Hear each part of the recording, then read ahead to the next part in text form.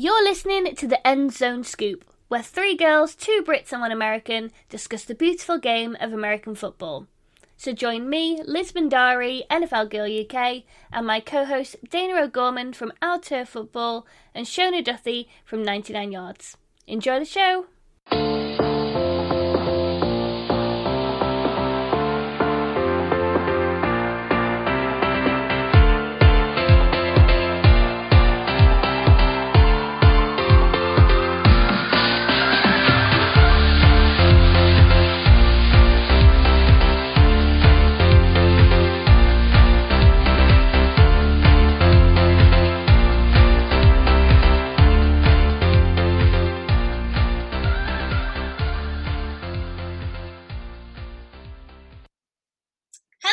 And welcome back to End Zone Scoop. I'm your host, Bhandari, aka NFLGirlUK, and I'm joined by my co-host Dayna O'Gorman from Our Turf Football and Shona Duthie from 99 Yards.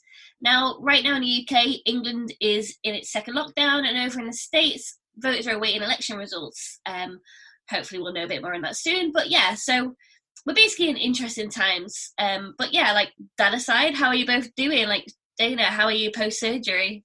Oh, I'm good. Thank you for asking. Yes, I had my ankle was rebuilt, and so I have quite a bit of therapy and rehab to go ahead of me here. But you know what? It was needed to be done, and I'm feeling a lot better. So, but yeah, I guess if I have to be locked down in my house because I literally can't go anywhere unless it's on crutches, I guess this is the best time to do it because there's some crazy stuff going on.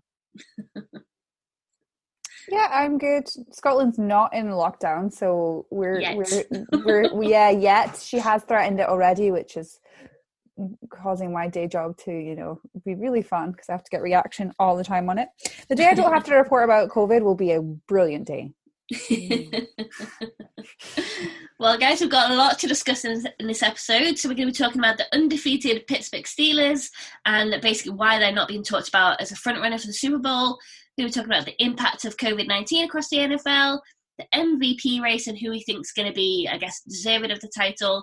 Plus, we're going to take a look at Jimmy G and the trouble in San Francisco. So let's get right to it. Right now, the Pittsburgh Steelers are 7-0 and are the only team that's still undefeated this season. Yet, even with that stat, they're still not really being talked about as a frontrunner for the Super Bowl. Why do you guys think that is? I think it's because people didn't expect the Steelers to be where they are. Like, I was so skeptical. I thought their defense is crazy hot. Like, it is good. But I was not convinced with Ben. I thought he was like, yeah, he'd come back from a season of having a big injury. And I just thought he's kind of getting on the old side. Sorry, Steelers fans. But he's totally just went, yeah, Shona, whatever with your comments. Look how crazy I'm playing. So I think it's just the shock of it all. I genuinely think they could be there and thereabouts. They're number one seed overall. Like, if you rank the teams from 1 to 32, they're in the top spot now. And I think after beating the Ravens at the weekend, I think that is where you have to seriously start taking them as serious contenders, because the Ravens obviously won the division last year, and obviously there's still that question over Lamar as he hasn't won a playoff game. I can actually see Steelers winning that division now. Yeah, I don't think you're wrong. Someone else had asked me this question a week or so ago before they had played the Ravens game. And I think that when I was looking at that at the time, my questions all surrounded Ben Roethlisberger and his ability to stay on the field. It's not that I don't think Ben isn't a good quarterback. He's been in the top tier of quarterbacks for a while now. The problem is, can he keep his butt on the actual field? And that's not been an easy task for him to do. And so I think, to me anyway, there were trust issues there. Like, if Ben goes down at any moment, like we were all just waiting for him to get hurt again. But if he doesn't, that really kind of changes the pictures that surround the Steelers team. Their defense is fantastic. They're playing really well. But they're not playing perfect either. We have to keep that in mind. We saw that in the Ravens game. Lamar, they do seem to have taken a bit of a step back this year. I'm not saying they're not a great team, but the Ravens are, but they just seem a little less dominant this year. Lamar Jackson threw a couple of interceptions. The Steelers had to come back. I mean, there was a lot. That was a hard-won battle. It's not like they came in and just wiped the floor with them. And so it's more of a question of trust, I think, for this team to continue that type of play. Mike Tomlinson is one of my favorite coaches in the NFL. I know that he can get this team where they need to be, and I'm a little obsessed with Minkah Fitzpatrick, I'm not going to lie. But at the same time, we just have to remember that this team has a history. And what is that history? Injuries. And now we're starting to see some of those add up for this team just a little bit. So I think that the reason that people aren't necessarily talking about them the way they are maybe Kansas City, which does not have an undefeated record, is because of that trust that they will be able to carry it through clear till the end.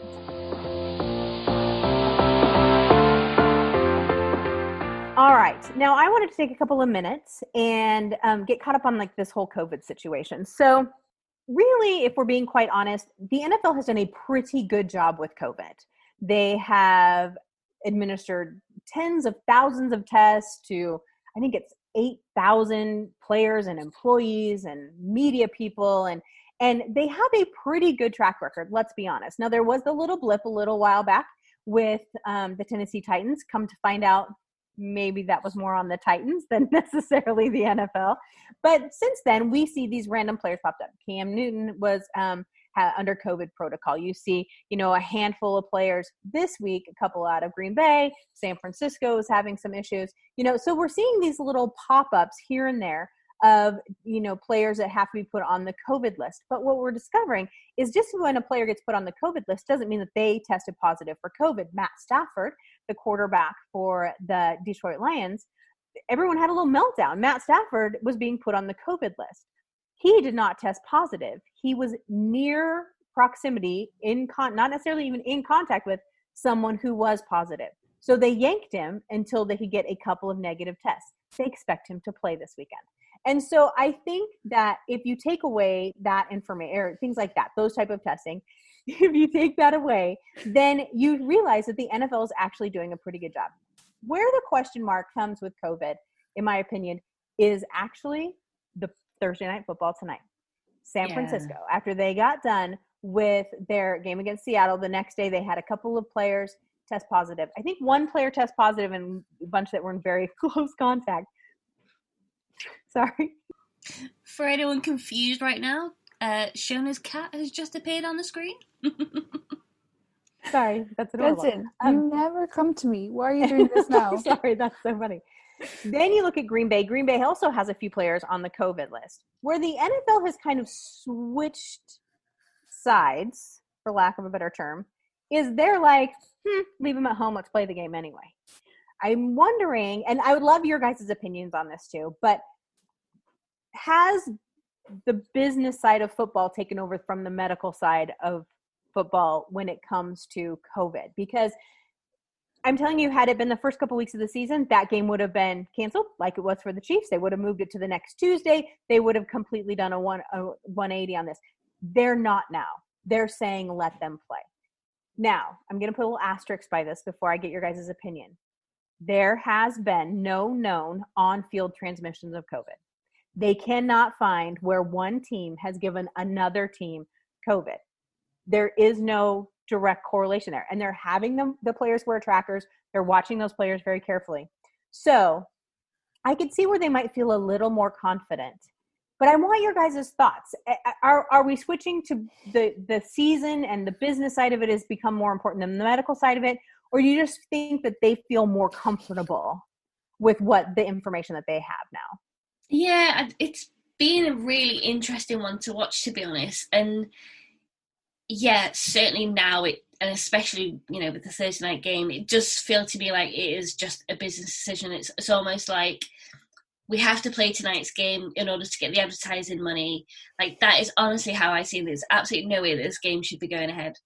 So, yeah, I just think it's bizarre how it's being done. But then I suppose maybe, like you say, maybe it's just purely a trust in the numbers and how it's being tracked. So I would understand it, but I don't know. I think I still wouldn't feel right if I ran the NFL. I still wouldn't feel right for that to be a game that goes ahead tonight. I think they've backed themselves into this corner, though. I think they've not planned ahead for people testing positive. They've not gave if they just thought, you know, at the start of the season, let's extend it by a week, the season, don't have any games scheduled for that week, but let's just have it there in case we have this situation where we have loads of players who are testing positive for COVID-19. And they've set a precedent now where they've bent over backwards for other teams like the Titans, but now they're saying to the 49ers, you got to play, like leave them at home. That's it. I'm not interested. It just doesn't sit well. It doesn't like really, if I was a 49ers fan, I would be absolutely fuming. And I am fuming as an NFL fan, because that's not really fair to move games for other teams when other players test positive. But now you're saying, well, we don't have enough time now. We need the game to go ahead. So you play. Yeah. And the interesting thing is that they actually do have time. From what I have been told, they have 3 separate dates booked out for the Super Bowl. They can push the season out if they need to. But where they seem to keep getting caught are on these Thursday night games. It's not, these Sunday games aren't being affected so much, but a couple of times in a row now, it's the Thursday night game. And I think that does have something to do with the revenue of Thursday night games, because it affects everyone. It affects the players and their schedule. It affects the TV and the advertisers, but it also affects, you know, the station that now has to fill that time. And so you're starting to get almost too many opinions. Oh no, we can't lose another Thursday night game. Do you know what I mean? And so I wonder sometimes if that has something to do with it. But I think the interesting side of it is, until we get that on-field transmission verified, I think that they're just going to let them play. Side note, so the player out of San Francisco, and I have forgotten his name and I apologize, that had tested positive, they were investigating. They made such a big deal out of this, investigating whether or not he broke COVID protocol. So I did a little digging before the show, because I'm like, oh my gosh, what did he do? Now, to me, that makes it sound like he's, you know, out at a bar, partying it up, he's got 70 people in his backyard, whatever it is. No. One time he didn't wear a mask. Oh my goodness. And that's what they're investigating. He could get fined for it. Now, I get it. Joking. It's smart. We should all wear masks. I'm not going to argue that point, of course. But the way they made it sound was so terrible. I felt horrible for the guy. And even though he's from San Francisco, I still felt really bad for him. So hopefully, you know, you never know. And with our numbers in America are skyrocketing. We have had over 100,000 new cases a day for the last couple of days. This is not going to go away with the NFL. And so they're going to have to just kind of suck it up and start realizing that they might have to push that Super Bowl back.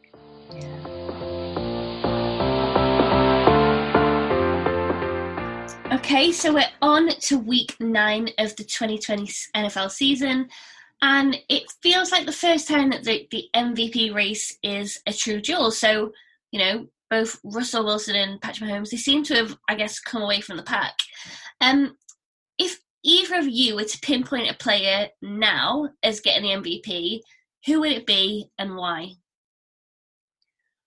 Well, people are going to say it's a homer pick because we're all Seahawks fans, but if you just look at the raw data of what an MVP is usually given for, you have to say it is Russell Wilson right now. Russell Wilson is playing out of his mind. He is carrying a team that has, well, not after last week. They did better with San Francisco, but the week before that, they were the bottom-ranked defense in the league, and they still had only lost one game. They're scoring well over 30 points a game. Russell Wilson is, I think, one off from the record of, you know, the most touchdowns in 8 games, 9 games, whatever it is. He's right there. And so it's just kind of crazy to think that he wouldn't be the top contender. And I think we're finally seeing that. Now, last year, when they were talking about MVP, it was always Lamar Jackson and Russell Wilson, Lamar Jackson and Russell Wilson. And then the Seahawks in general had a rough second half of the season. And so that obviously then his votes kind of fell away to 0 because he still has never had an MVP vote. But at the same time, this year I don't think it's the same. And I think you can't say that for Patrick Mahomes this year. He's playing wonderfully. He's made some mistakes. He's had some interceptions no matter what Tyreek Hill says. Yes, Patrick Mahomes has been intercepted.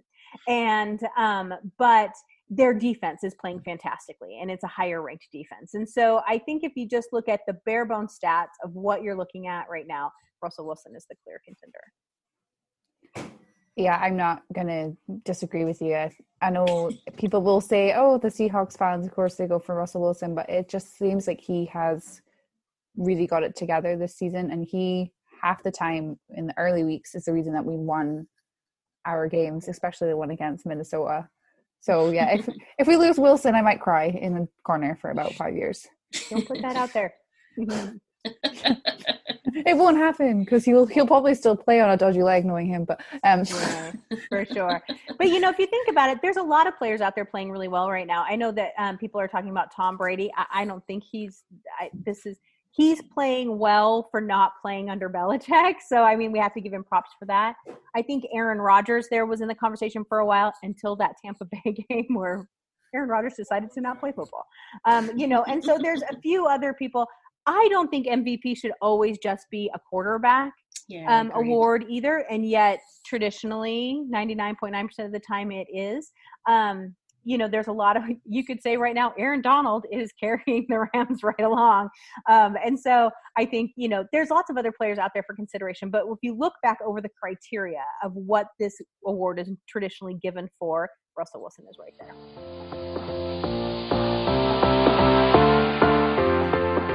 So I want to talk to you guys about Jimmy Garoppolo purely because sorry, can you guys hear that in the background? I'll wait. She popping the rice or something. Yeah, I'll move. I'm gonna quickly move. You're so loud.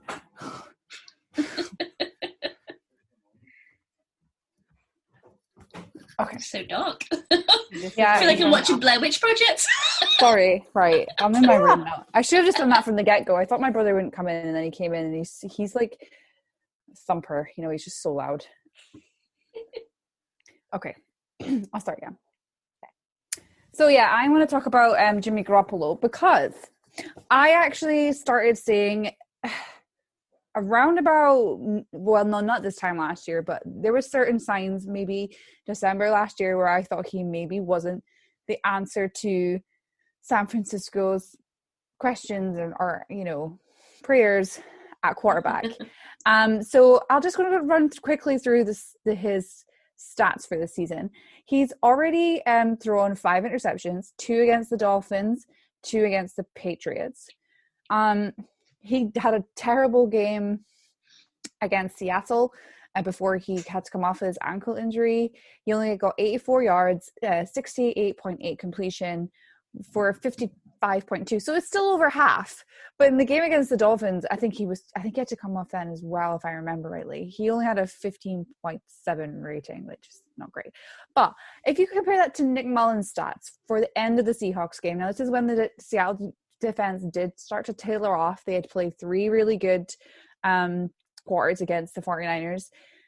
Nick Mullins had 72 completion, 238 yards for 2 touchdowns with 128.4 rating. That's a huge difference to the first 3 quarters when Jimmy Garoppolo was playing. And that's big numbers for me. So I set a question out and I asked some 49ers fans, does Jimmy G lose his job to Nick Mullins? They said no because of Nick Mullins is not really proved himself apparently as a starter under their eyes. But then Kyle Shanahan has now came out and said he wants Nick Mullins to step up and show that he can do this job. And Jimmy G is now out for 6 weeks or 8 weeks with an ankle injury. So he's going to be given some time or he'll be hooked again and then the third string quarterback will come in. So my question is to you girls. Do you think San Fran maybe need to move on from Jimmy G and maybe not lose his job to Nick Mullins, but he might lose it to somebody else in the near future? I posted at the end of Jimmy G playing and during the San Francisco-Seattle game that Garoppolo had just lost his job. And the reason that I said that was for a couple of reasons. Number one, I hate to say he's injury prone because he did play for the entire season last year. So we want to say that for sure. But he didn't play the year before. Obviously you can't control when you have an ACL or a knee or whatever it is. And then, this year he's had some injury issues. So there's a little repetitiveness there. Secondly, the thing with Jimmy Garoppolo is that they thought he was the second coming of Brady. And that is the brilliance in the businessmanship of Bill Belichick. He sold him as the second coming of Brady. And so, I think that their expectations have just never been met with him. He doesn't always seem to fit super well in that system. And there has been talk amongst some people that this is not who Kyle Shanahan wants coaching or quarterbacking his team. So with that to be said, it brings up the question, and it's been floated around Twitter, which means nothing, as we have all learned, but that, are they just going to go ahead with all of their injuries this year, with Jimmy G going down, with the start that they've had? Are they just going to say, screw it, we're tanking, we're getting a quarterback in the draft next year? I don't see that. I think that Jed York and Shanahan are way too competitive for that. And if they continue to play well, there is a very, very strong chance that all 4 NFC West teams end up in the playoffs.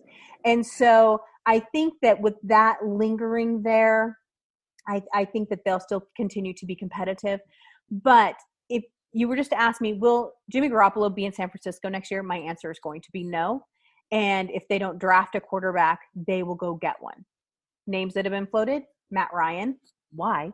I don't know why Matt Ryan. It makes no sense to me, but Matt Ryan keeps getting put out there. Someone even said, maybe they'll go after Dak, which makes a little more sense. So we'll see. We'll see what happens. But just in general, no. I think Jimmy has probably played his last game in San Francisco. Which is a shame when you look at how his season was last year. Like, part of me was thinking it is the reason this year, because there's been so many kind of injuries across the team. Like, obviously it isn't all just down to like one player, but I don't know, I kind of feel badly. I really had high expectations for him, and just this year hasn't really gone his way. Maybe it is down to just the injuries, and maybe it's being that. So from that point, I feel bad for him, because I do think he's a good player, but it's the team that probably carries him as well. Yeah, it's just a really great team. Yeah. And so, it's hard to pick out who makes who great, which is great. That's usually what you want in a team. But when he's not holding up his end of the bargain anymore, it makes you wonder. Yeah. It's like, the team kind of like paper up his cracks a little bit. Like, they're constantly getting the brushes in and like, and it's like, he's kind of went from, it's like the Hercules song, but the opposite way around. Instead of going from zero to hero, he's kind of gone from hero to zero. Hey, on that note, I'm going to throw in one question for the two of you guys, because we all know and love Richard Sherman. I love and adore Richard Sherman. The question that was floated on Twitter 2 days ago is whether or not he's at the end of his game with San Francisco, or football in general too, with this Achilles injury still lingering. I hope he wouldn't hang up his cleats quite yet, because I'm still not over the fact that we've lost Cam, Cliff, and Doug Baldwin in the space of 2.5 years, 3 years, and Earl, like that. Them having to call time in their careers pretty early is devastating. So I'm not quite ready for Richard Sherman to do it yet, even if he is in San Francisco, which I don't know if he will stay there if it's not going his way. He kind of does tend to do that. So he's out of the pram a little bit. Yeah, I think that'd be really a big shame, because he was the player that probably really got me into the NFL and then got me into Seahawks. So yeah, I think it would be a shame to see him hang up his boots for sure. Me too. And honestly, he's so damn stubborn. He probably won't go anywhere, but I hope not anyway. I love watching him play. So, all right. Sorry to interrupt. Oh no, he's great. I love him. He's like the pantomime villain that you just constantly want to cheer on, because he's just so great. I love it.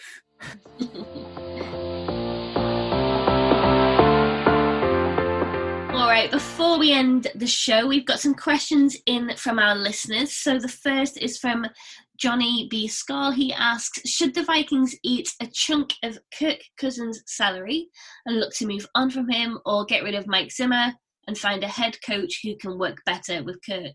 Or is it time for Kirk, Zimmer, and Rick Spielman to all move on from Minnesota?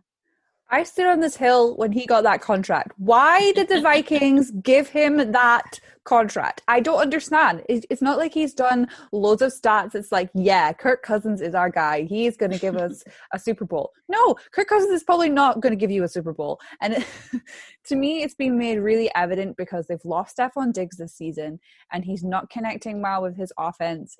And he just is so uninspiring. It's almost like having like a sloth at quarter. That's a bit drastic. He's not slow, but it's just like he's just not exciting. And if it's a team like the Vikings who have drafted really well in this year, they've got really good rookies that have came in on both sides of the team.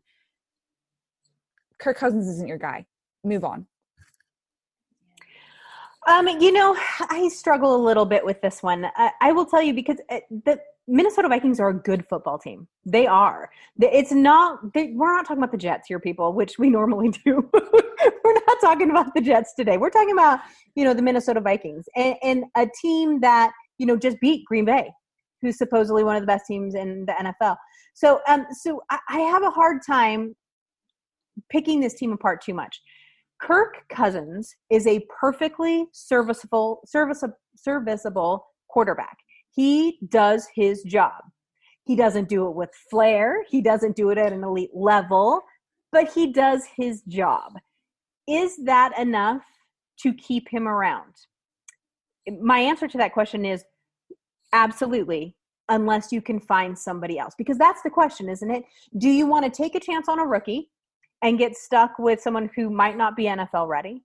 Or do you want to try and go out and find another veteran that hopefully you can, pull around and turn around and might or might not work in your scheme?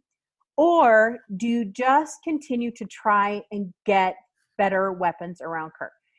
I don't know the answer to that, but I will tell you this. It will not surprise me. And I think Zimmer is a fantastic coach, so I think that he should just stay right where he is. I have no problem with Zimmer in any way, shape, or form.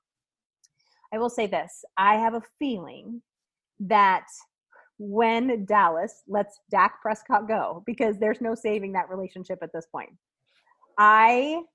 there is going to be a lot of money thrown around at Dak Prescott. And I think that he would probably do well. I keep saying he needs to go to the Bears or San Francisco, but he would probably do well in Minnesota. But if they have to eat part of that contract for Kirk Cousins, I don't know that they'll be able to afford that contract. And so it'll be interesting to see because truly, if you're looking at it, that's really going to be the only quarterback out there right now that really is going to make a big splash next offseason, veteran quarterback. And so I think that the Dak Prescott lottery will be very busy. But at the same time, I don't know, because of the money they gave Kirk, if Minnesota will be able to afford that. So it'll be interesting to see what happens. It'll be interesting to see how those numbers fall. But I think unless you can guarantee yourself that level of a new quarterback, then you might as well just hold on to him. Maybe I'm a bit harsh about him, but I just I don't know. No, he's fine. He's just fine. There's no great. Yeah, it's so beige, It's just he's so beige. It's just like he is the pancake that you wish was probably like a cupcake. You want a bit of frosting on top. He just doesn't give it to me. No, you're not wrong. That's exactly my point. He's fine. That's it. A pancake's great, but maybe I want some cream. Yeah, maybe a few blueberries on top or something. Hope we moving on. Our next question is from CFL fan UK's Chris Lawton. He asks, should the NFL make division winners play away in the wild card round if they have a worse record than their opponent? Dana's shaking her head, so is Shona. Absolutely not. Here's the thing. You win your division, you get a home game. That's your benefit. That's the way it works. That's the way it should work. It's not your fault that the rest of your teams are crap too. And so you managed to win 7-9. It's not your fault, and you shouldn't be punished for that. You should be rewarded for being better than the rest of the crap in your division.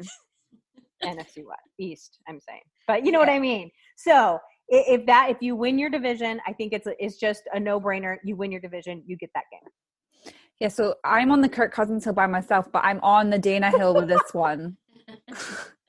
So yeah, no, because like that defeats the purpose. The whole point is like it's so exciting. Like we saw it last year when Seattle and San Fran were vying for that top spot. If say for instance, you know, it was San Fran that won at 7-9, and then Seahawks were a game behind them, you wouldn't say then, oh yeah, they have to play away. Like that's just how it is. NFC West is notoriously bad. It's going to have a team top who has a losing record, I think. But that's not their fault. Right. Yeah. And I think that you don't mean the NFC West, really, right? Because they're super good. But no, I can. Oh, East. I meant NFC East. You did mean East. I know. So, but here's the thing: you have to remember when Seattle, because the Seahawks did win their division at 7-9, they had to play the reigning Super Bowl champions, the New Orleans Saints, in Seattle because the Saints did not win their division, and they managed to beat them. You never know. The playoffs are a restart part, and so if you win that division, no matter how crappy the Jets and the Giants and the Eagles are, Dallas Cowboys would deserve that if that's what they want. So, I mean, it's just the way you fight for your division. That's just the way it should work. Even if you're probably not going to get over the threshold to a winning record, you're still top. So yep. That's right. Fair point. And our final question is from Joy McElroy. She asks, is home advantage reduced with the lack of crowd?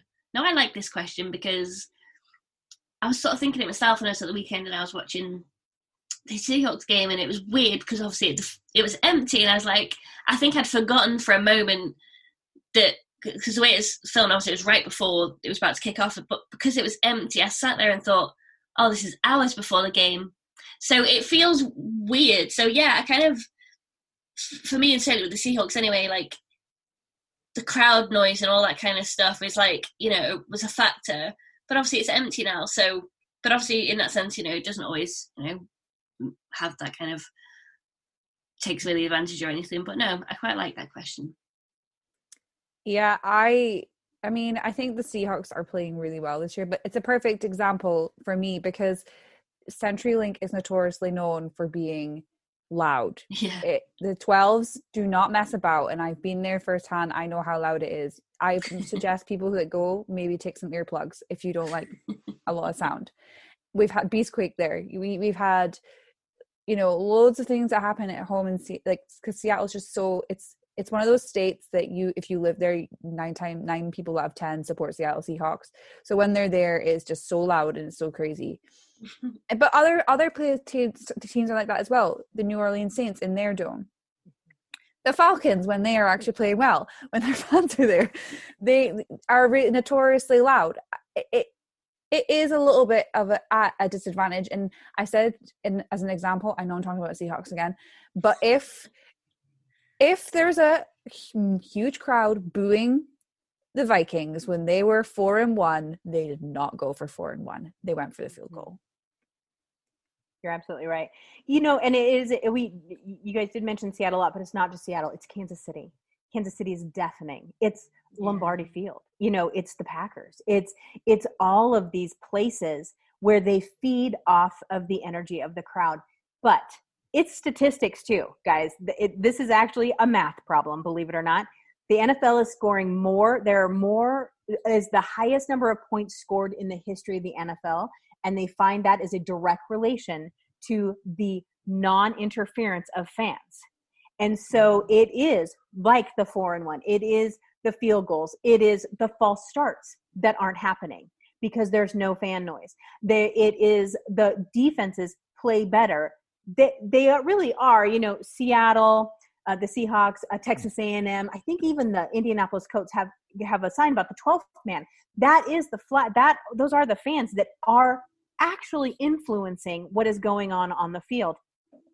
And so it is a direct link to how many points are being scored. So is it a home advantage reduced? Without question. There is technically no home field advantage, you know, other than your own comfort, their comfort level and that sort of thing. But with those fans, it makes a huge, huge, huge difference that is actually showing up in the scoring in the game.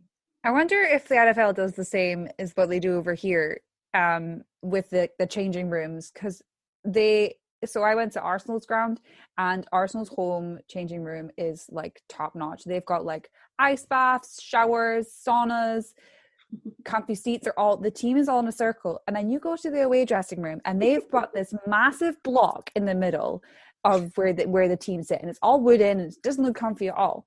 And I found out the reason they have the block in the middle of the away ground, of the away changing rooms, is because when these players sit down, they can't see each other. So they don't have that morale. I wonder if it's the same with, I don't know if the NFL is the same, but if it's at home, then you've got this, like, you still have that home feel of like, this is our home, it's our turf. Whereas in the away side, you might have this big, massive block in front of you. Mm-hmm. It's totally true. I mean, there's been rumors where the hot water doesn't work for the away, locker rooms in New England, and that all these other things. Of course, it's all psychological, and it makes sense. So but I think just the presence of the energy from the fans. And if you've ever been to a live sporting event, because it's also true in soccer, it's true in baseball, in a really good game, there's all these things, just that home, that feeding that energy off the fans, it makes a huge, huge difference. And isn't that great? We're important, people. Yeah. Ice hockey fans are something else. Yeah, that is very true too. They are fun, but crazy. Yep, fans are important, but stay safe. Yes, stay safe. We will get back to the grounds eventually. We'll be able to cheer our teams on when it is safe to do so.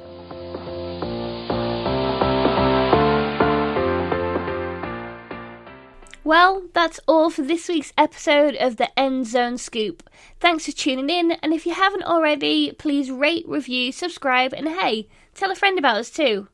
Until next time, thanks for listening.